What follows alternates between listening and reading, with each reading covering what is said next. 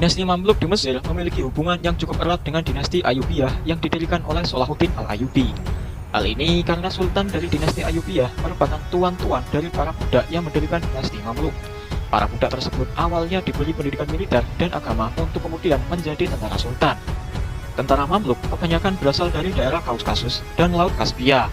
Di daerah Transasiana, mereka dijual sebagai budak yang kemudian dikirim ke Mesir untuk bekerja di bawah Sultan dinasti Ayyubiyah.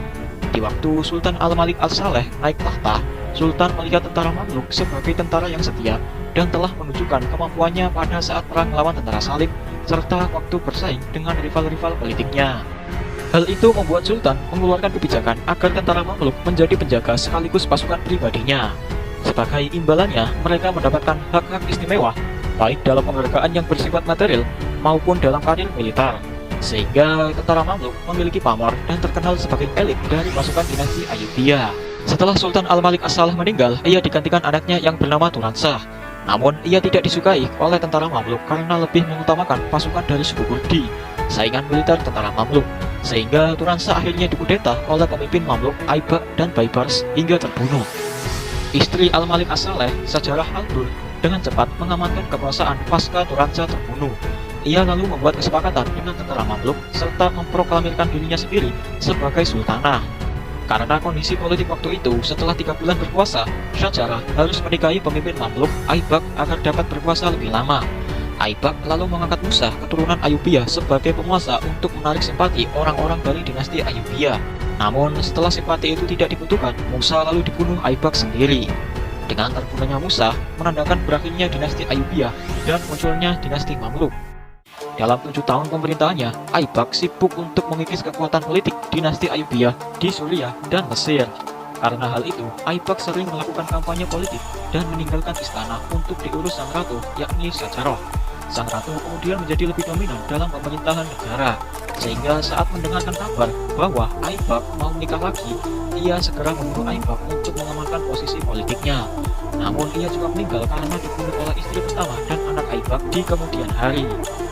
Setelah Aibak meninggal, tumpuk kekuasaan digantikan oleh anaknya Ali yang masih berusia muda. Namun 2 tahun kemudian, ia lalu mengundurkan diri, dan kekuasaan berganti ke tangan wakilnya Qutbus.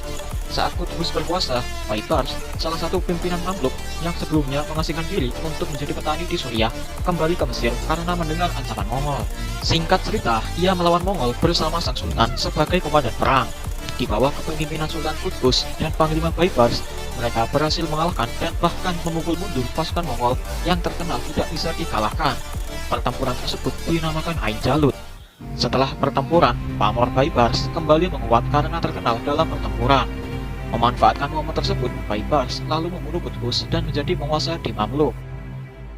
Dalam masa pemerintahan Baibars, dinasti Mamluk memperoleh masa keemasannya. Pembangunan fasilitas umum dan kesejahteraan masyarakat sangat diperhatikan. Baibars berhasil melakukan manuver politik, yaitu merebut tongkat Khalifah Islam dari sisa-sisa dinasti Abbasiyah, sehingga sultan-sultan dan amir-amir dari berbagai negara berbondong-bondong menjalin hubungan dengannya, sekaligus meminta restu untuk diberi legitimasi kekuasaan. Selain itu, Baibars juga berhasil mengusir Mongol dan tentara Salib di Suriah. Ia juga meratakan sisa-sisa kelompok Hasasin untuk selamanya.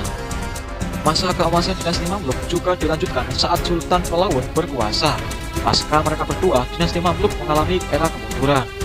Kemunduran ini terjadi ketika perebutan kekuasaan untuk menjadi sultan semakin brutal. Sampai-sampai pembunuhan sultan merupakan hal yang biasa. Hal ini terjadi karena tidak adanya sultan yang kuat secara politik maupun militer.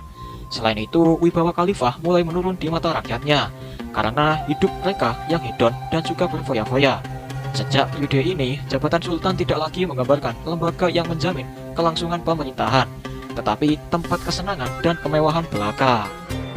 Kelalaian para khalifah dalam mengontrol wilayah-wilayah lain juga membuat amir-amir di setiap wilayah sering mengajukan protes, dan tidak sedikit yang melepaskan diri untuk kemudian beralih bergabung ke dinasti Turki Utsmani.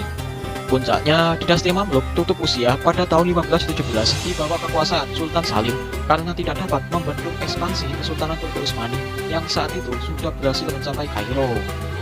Dinasti Mamluk merupakan penyelamat peradaban Islam yang saat itu sedang dirongrong oleh ekspansi pasukan Mongol. Berkat dinasti ini, wilayah-wilayah Islam yang ada di Afrika dan di Timur Tengah bagian selatan bisa diselamatkan dari kehancuran.